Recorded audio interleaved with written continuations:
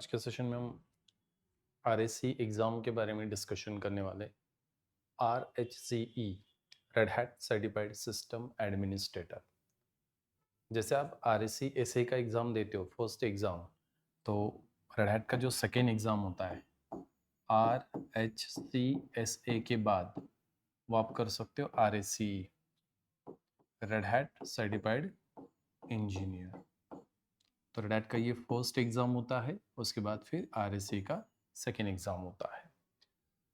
RSC के exam में आपको एंसिबल के ऊपर एक एग्ज़ाम होता है। एंसिबल जो कि एक ऑटोमेशन टूल है, मल्टीपल टास्क सिंगल कमांड से आपको परफॉर्म करना है मल्टीपल मशीन्स के ऊपर, तो उसके लिए एंसिबल काम करता है।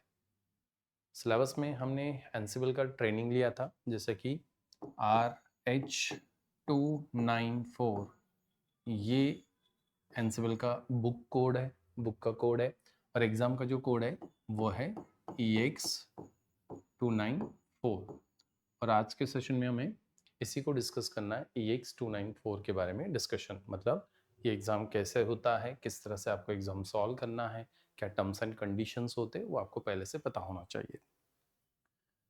जैसे हम RSC एसए का एग्ज़ाम देते हैं, उसी तरह से रेड हैट RSC का एग्ज़ाम भी कंडक्ट करता है। ये एग्ज़ाम आपका ऑनलाइन होता है, एक लैपटॉप होता है, उस लैपटॉप के ऊपर आपको ये ग्लोबल एग्ज़ाम देना होता है। ये ऑनलाइन एग्ज़ाम होता है, जो इसका मोड है वो ऑनलाइन मोड है। एग्ज़ाम का ड्यूरेशन होता है EX294 का जो ड्यूरेशन होगा वो 4 घंटे का एग्ज़ाम होगा। 4 घंटे में आपको ये एग्ज़ाम देना होता है। कुछ क्वेश्चन जो होते हैं 16 to 17 क्वेश्चंस होते हैं जो कि आपको सॉल्व करने होते हैं। एग्ज़ाम कम्प्लीटली प्रैक्टिकल होता है, जिस तरह से RSC एसए का एग्ज़ाम प्रैक्टिकल बेस होता है, एनसिविल का एग्ज़ाम भी मतलब RSC का एग्ज़ाम भी प्रैक्टिकल बेस होता है। एग्ज़ाम में आपको कौन से क्वेश्चन में कितने मार्क्स है ये किसी को नहीं बताया जाता है। जिस तरह से एसए के एग्जाम में भी कौन से क्वेश्चन के लिए कितने मार्क्स होते हैं ये नहीं पता होता है, तो आरएससी के एग्जाम के लिए भी हमें यही रूल याद रखना है कि कौन से क्वेश्चन के लिए कितने मार्क्स होते हैं ये हमें रेड हैट ने नहीं बताया। इसीलिए सारे क्वेश्चंस परफॉर्म करना हमारे लिए कंपलसरी है, कोई भी क्वेश्चन एग्जाम में और नहीं होता है। ठीक है, तो मार्क्स कितने चाहिए? 300 में से आपको 210 मार्क्स पासिंग के लिए चाहिए, 70-75% हमें पासिंग के लिए चाहिए होता है। 210 मार्क्स पासिंग के लिए, रेड हैट के सारे एग्जाम 300 में से 210 मार्क्स पासिंग के लिए चाहिए, जो कि 70% के आसपास हमें ये स्कोर निकालना है। एग्जाम प्रैक्टिकली होता है। यहाँ पे एग्जाम में आरएससी एसए के एग्जाम जैसे आईपी सेट करना, इस तरह से प्रैक्टिकल्स नहीं है। रूट का पासवर्ड ब्रेक करना, इस तरह से ये प्रैक्टिकल्स नहीं होते। यहाँ पे हमें प्लेबुक्स लिखने होते हैं और प्लेबुक को हमें मल्टीपल मशीन्स के ऊपर रन करना होता है। तो सेटअप किस तरह से होता है? तो ये जो सेटअप होगा एनसिबल का, तो ये एक सर्वर मशीन होगा जिसको हम कंट्रोलर मशीन बोलते हैं। ये हमारा एनसिबल कंट्रोलर मशीन होगा। टोटल सेटअप में आपको कंट्रोल मशीन और बाकी मैनेज नोड, ऐसे टोटल 6 मशीन्स दिए जाते एग्जाम के लिए। कंट्रोल मशीन हमारा एक पहला मशीन होगा जहाँ से हमें पूरा एंसिबल के कोड लिखने हैं, और बाकी मैनेज नोड्स होते हैं। ऐसे 5 मैनेज नोड्स होते हैं जिन मशीन्स को हमें क्या करना है, मैनेज करना है। तो ये नोड 1 है, ये नोड 2 है, नोड 3, नोड 4 एंड नोड 5। इस तरह से 5 मशीन्स होते हैं, और हमें इस कंट्रोलर मशीन से इन मशीन्स को क्या करना है, कॉन्फ़िगर करना है। एनसिबल का प्लेबुक हमें यहाँ पे लिखना है सर्वर पे। ठीक है, ये सर्वर होगा हमारा एनसिबल कंट्रोलर मशीन, और यहाँ से पूरे कोड लिख के हम एनसिबल के प्लेबुक लिख के इन मशीन्स के ऊपर हम एग्जीक्यूट करने वाले हैं। तो इस तरह का ये 5 मशीन का सेटअप होता है। जैसे ऐसे के एग्जाम में 2 मशीन का सेटअप होता है, तो यहाँ पे 5 मशीन का सेटअप, और ये आपका कंट्रोल, मतलब टोटल 6 मशीन्स होते हैं। और एक मशीन होता है जिसको यूटिलिटी डोमेन बोला जाता है या यूटिलिटी सर्वर होता है, जो कि ये डीएनएस सर्वर होगा, ये एनटीपी सर्वर होगा, ये पैकेज मैनेजर होगा जिसको हम यम या डीएनए बोलते हैं। तो इनको सर्विस देने के लिए, इनको सर्विस देने के लिए एक यूटिलिटी सर्वर होता है, जो कि अलग सा मशीन होता है, जो कि एग्जामिनर ने या फिर वहाँ पे एग्जाम में ये ऑलरेडी सेटअप में होगा। हमें तो बस इससे इसके सर्विसेज को यूज़ करना है। हमें इन सर्वर्स के ऊपर काम कर रहे हैं, ना कि इन सर्वर के ऊपर हमें काम नहीं करना है। ये जो यूटिलिटी सर्वर है इसके ऊपर हमें काम नहीं करना है। जैसे आपको कोई सॉफ्टवेयर वगैरह चाहिए तो आप सॉफ्टवेयर वगैरह यहाँ से डाउनलोड इंस्टॉल कर सकते हो। डीएनएस रेजोल्यूशन, एनटीपी सिंक्रोनाइज के लिए तो ये सर्वर होगा हमारा, और ये हमारा कंट्रोल मशीन जहाँ से हम पूरे प्लेबुक को लिख के हम इन मशीन्स के ऊपर एग्जीक्यूट करने वाले हैं। तो एनसिबल के एग्जाम में ऐसे टोटल हमें 6 मशीन्स को मैनेज करना है और 6 मशीन्स के ऊपर प्रैक्टिस करना है। अभी जैसे एग्जाम हम देते हैं, जैसे ऐसे का एग्जाम हमने ऑनलाइन दिया था, तो उसके लिए आपको चाहिए एक ओरिजिनल फोटो आईडी प्रूफ। हर एक एग्जाम में आपको रेड हैट के ओरिजिनल फोटो आईडी प्रूफ होना जरूरी है। PAN card, driving licence, passport या फिर वोटिंग कार्ड, ये एक ओरिजिनल फोटो आईडी प्रूफ आपके पास होना चाहिए, ठीक है। दिन तो जिस दिन आपका एग्जाम है तो उस दिन आपको ये ओरिजिनल फोटो आईडी प्रूफ लेके आना है। उसके बाद एग्जाम हॉल में आपको फोटो आईडी प्रूफ और आप, बस इतना ही होगा। आपके साथ कोई फ़ोन नहीं अलाउ, देन कोई हेडफोन अलाउ नहीं है, या फिर आप हाथ में घड़ी नहीं यूज़ कर सकते हो, ठीक है। देन हाथ पे कुछ लिख नहीं सकते हो। देन पेन कागज अलाउ नहीं है एग्ज़ाम के टाइम, ठीक है। जब आप एग्ज़ाम के लिए जाते हो तो आपके सामने ना एक लैपटॉप होता है। जैसे एग्ज़ाम आपने आरएससीएसए का दिया तो वैसे ही एग्ज़ाम होगा। तो इस तरह से लैपटॉप होगा जिसको कोला सिस्टम बोला जाता है, एग्जाम मशीन सिंपल। और ये हमारा लैपटॉप है, जो कीबोर्ड यहाँ पे है, एक कैमरा यहाँ पे होता है और दूसरा एक्सटर्नल कैमरा यहाँ पे होता है। तो दो कैमरे से आपको क्या किया जाता है, ऑब्जर्व किया जाता है, ठीक है। ड्यूरिंग एग्जाम आपको इधर उधर देखना नहीं है। ऐसा कुछ हो जाता है तो प्रॉक्टर मतलब जो एग्जामिनर होता है, जो कि आपका ऑनलाइन एग्जाम मॉनिटर कर रहा है, तो वो आपको सस्पेंड कर देता है। इसीलिए जब भी एग्जाम आप दे रहे हो तो आप इधर उधर नहीं देखोगे। जब भी क्वेश्चन का आप रीड करोगे तो आप लिपसिंग नहीं करोगे, तो बिकॉज लिपसिंग भी अलाउ नहीं है। देन तो ये दो कैमरे हैं जिससे आपको ऑब्जर्व किया जाता है। लैपटॉप का कीबोर्ड आपको यूज करना है और ये माउस आप यूज कर सकते हो। बाकी आपको एक्स्ट्रा कीबोर्ड माउस नहीं, मतलब माउस तो एक होता है बट कीबोर्ड एक्स्ट्रा आपको नहीं मिलेगा। तो आप और आपका फोटो आईडी प्रूफ, बस इतना ही होगा उस एग्जाम हॉल में, आपके अलावा कोई नहीं होगा। तो 4 घंटे का एग्जाम होता है। आप चाहे तो बीच में ब्रेक भी ले सकते हो। हर 1 घंटे के बाद आपको 10 मिनट का एक ब्रेक मिलता है, ठीक है। ब्रेक के बाद फिर से आप 1 घंटे हुआ वो, तो उसके बाद फिर से आपको एक ब्रेक मिलेगा। तो इस तरह से आप 3 ब्रेक ले सकते हो आरएससी के एग्जाम के अंदर। एग्जाम बड़ा इजी होता है, मतलब आपने प्रैक्टिस किया होगा, जो ट्रेनिंग में आप सीखते हो तो उसी के आप अकॉर्डिंग यहाँ पे क्वेश्चंस होते हैं, और आपको प्लेबुक लिख के बताना होता है और प्लेबुक को रन भी करना होता है इन मैनेज नोड्स के ऊपर, जो कि 5 मैनेज नोड्स होते हैं, नोड 1 से लेके नोड 5 तक, ठीक है। तो जैसे आप एग्जाम हॉल में जाते हो तो लॉग इन करने के बाद आपको प्रॉक्टर्स चैट विंडो में, यहाँ पे एक चैट विंडो होता है, तो यहाँ पे आपको कुछ सवाल करता है। जैसे हाथ दिखाना होता है तो आपको उसको हाथ दिखा दो, ठीक है। हाथ में कुछ लिखा नहीं होना चाहिए। उसके बाद आपको फोटो आईडी प्रूफ दिखाना होता है, तो लेट्स से आपका ये फोटो आईडी प्रूफ है तो आपको कैमरे के सामने ये फोटो आईडी प्रूफ दिखाना होता है।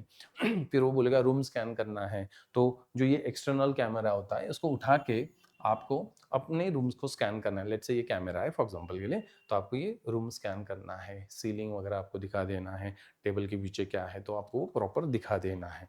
जब तक वो श्योर नहीं होता है तब तक आपको वो रूम स्कैन करके दिखाना होता है। ये एग्जाम के पहले ही आपको करना होता है। ये चेकिंग प्रोसेस हम उसको बोलते हैं। हर एग्जाम में होता है, रेड हैट के जितने भी एग्जाम देते हो तो इसमें ऐसा ही होता है। फिर वो आपके कुछ उनके कुछ टर्म्स एंड कंडीशन बताएगा, जैसे मैंने आपको बोला लिपसिंग नहीं कर सकते हो, आप इधर उधर नहीं देख सकते हो, खाना वगैरह अलाउ नहीं है, आप ड्यूरिंग एग्जाम कुछ खा रहे तो वो अलाउ नहीं है।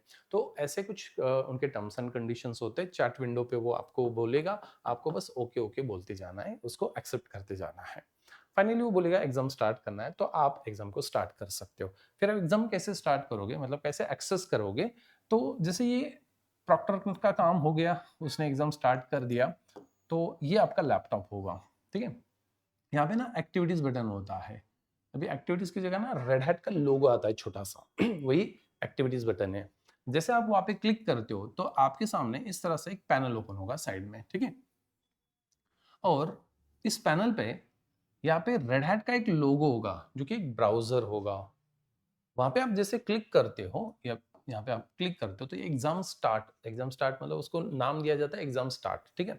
तो वहां पे आप क्लिक करते हो तो आपके सामने एक ब्राउजर ओपन होता है, और उस ब्राउजर के अंदर आपका पेपर होता है। जैसे ऐसे के एग्जाम में हम करते हैं वैसे ही होगा। उस ब्राउजर के अंदर पूरा डिटेल इंफॉर्मेशन आपको दिया जाता है। इंपॉर्टेंट कॉन्फ़िगरेशन इंफॉर्मेशन नाम से एक लिंक होता है, वहां पे आप क्लिक करते हो तो सारे मशीन्स के आईपी एड्रेस, सारे मशीन्स के होस्ट नेम, नोड 1 से लेकर नोड 5 तक, यूटिलिटी सर्वर का आईपी एड्रेस, यूटिलिटी सर्वर का डोमेन नेम क्या है, देन उसका आपका नेटवर्क क्या है, उसका पासवर्ड क्या है यूजर्स के, सब कुछ इंफॉर्मेशन आपको क्या होगा, इंपॉर्टेंट कॉन्फ़िगरेशन इंफॉर्मेशन में मिल जाएगा। तो आपको उन इंस्ट्रक्शन को केयरफुली रीड करना है। ठीक है, 5 मिनट आपको सबसे पहले इंस्ट्रक्शन को केयरफुली रीड करना है, बिकॉज पूरा सेटअप ही वहां पे दिया है। ऐसे कि एग्जाम में भी आपको पूरे इंपॉर्टेंट कॉन्फ़िगरेशन इंफॉर्मेशन के अंदर वो पूरा सेटअप दिया जाता है। तो नेम क्या है मशीन का नेम, कंट्रोलर मशीन का नेम क्या है, उसका आईपी एड्रेस क्या है, उसको कौन से यूजर से लॉग इन करना है, उसका पासवर्ड क्या है, कुछ यूआरएल्स होंगे तो वो यूआरएल्स आपको प्रोवाइड किए जाएंगे। तो इंपॉर्टेंट कॉन्फ़िगरेशन को आपको केयरफुली रीड कर लेना है। देन जैसे ये होने के बाद आपने इंपॉर्टेंट कॉन्फ़िगरेशन रीड कर लिया, तो उसके नीचे यहाँ पे डन एंड रिविजिट ऐसे होता है। तो जैसे आपने ऐसे का एग्जाम दिया है तो ये पेपर है, तो यहाँ पे डन और रिविजिट ऐसे बटन्स होते हैं। एक आधा क्वेश्चन पेंडिंग होगा तो आप रिविजिट पे क्लिक कर सकते हो, बाद में उसको सॉल्व कर सकते हो। ठीक है, और ये क्वेश्चन के हाइपर लिंक्स होते हैं। जैसे आप इस लिंक के ऊपर क्लिक करते हो तो आपको एक्चुअल क्वेश्चन पेपर ओपन होता है, और वहां पे उसको रीड करके आपको सॉल्व करना होता है। फिर प्लेबुक लिखना है या एनसीएल का सेटअप बनाना है, तो वो आपको टास्क परफॉर्म करना होता है। ठीक है, तो ये एग्जाम पेपर होगा ऐसा। अभी मशीन्स कैसे एक्सेस करोगे, तो नीचे यहाँ पे वीएम एक्सेस करने के लिए होता है। हालांकि इस ऑप्शन का हमें अभी जरूरत नहीं है, ऐसे के एग्जाम में इसको हम यूज करते थे। अभी एनसीएल के एग्जाम में आपको क्या करना है, अपने ही बेस मशीन के टर्मिनल से अपने कंट्रोलर मशीन का रिमोट एक्सेस ले लेना है, एसएसएच लेना है। ये सारे मशीन्स मतलब टोटल 6 मशीन्स है, 5 नोड और एक हमारा कंट्रोलर मशीन। ये सारे मशीन एक्टिव होते, रनिंग होते, ऑन कंडीशन में होता है। तो आपको क्या करना है, बस आपके बेस मशीन के टर्मिनल को ओपन करना है। तो यहाँ पे टर्मिनल का लोगो होगा, इसके ऊपर क्लिक कर देना है। जैसे आप यहाँ पे क्लिक करते हो तो आपके सामने अपने बेस मशीन का टर्मिनल ओपन होगा, बेस मशीन का टर्मिनल। ठीक है, लैपटॉप का टर्मिनल। हमें एक्सेस क्या करना है, कंट्रोलर मशीन का। अभी कंट्रोलर मशीन का आईपी क्या है, कौन से यूजर से काम करना है, उसका पासवर्ड क्या है, उसका होस्ट नेम, डिटेल नेम क्या है, वो पूरा दिया जाएगा इंपॉर्टेंट कॉन्फ़िगरेशन इंफॉर्मेशन में।